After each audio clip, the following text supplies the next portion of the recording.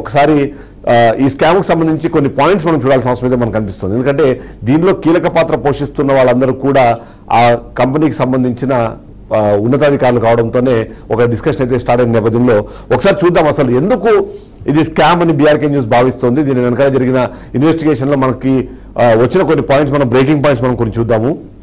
ఎందుకంటే వీటిని అబ్జర్వ్ చేసినప్పుడు మనకు చాలా క్లియర్గా అర్థమవుతుంది ఎందుకు దీని స్కామ్ అని బీఆర్కే న్యూస్ అంటుంది. అంతేకాకుండా ఆ బీఆర్కే న్యూస్ చెప్పే నేపథ్యంలో దానికి ఖచ్చితంగా పాయింట్స్ కూడా చెప్పాల్సిన అవసరం ఉంటుంది. ఒకసారి మనం ఆ బ్రేకింగ్ ప్లేట్స్ చూద్దాం. ఒకసారి ఆ బ్రేకింగ్ ప్లేట్స్ ప్రకారం మనం చూస్తే ఒకటి ఏదైతే మనం చెప్తున్నామో ఈ సదరన్ పవర్ డిస్ట్రిబ్యూషన్ లిమిటెడ్ సంబంధించిన ఆంధ్రప్రదేశ్లో ఒక నిర్ణయం తీసుకుంది. ఆ నిర్ణయాన్ని ప్రకారము టవర్లు నిర్మించాలి, అది కూడా గ్రామీణ ప్రాంతాల్లో ఈ హైరైజ్ టవర్స్ ఏవైతే ఉంటాయో ఆ టవర్స్ నిర్మించాలని నిర్ణయం తీసుకుంది. తద్వారా 33/11 kV ఇవి వెళ్ళాలి.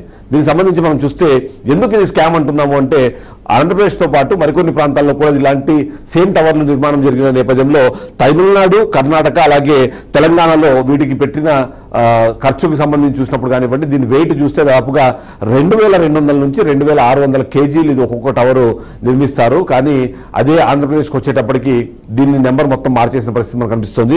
ఆంధ్రప్రదేశ్ సంబంధించిన టవర్లను చూస్తే మనము అక్కడ ఆంధ్రప్రదేశ్ సంబంధించిన టవర్లను చూస్తే మనం దాదాపుగా 3200 నుంచి 3400 నుంచి 3900 kgల బరువు ఉండేలాగా ఈ టవర్లను డిజైన్ చేయాలన్నది మనకు ఏదైతే ఉందో టెండర్ డాక్యుమెంట్లో మనకు కనిపిస్తుంది.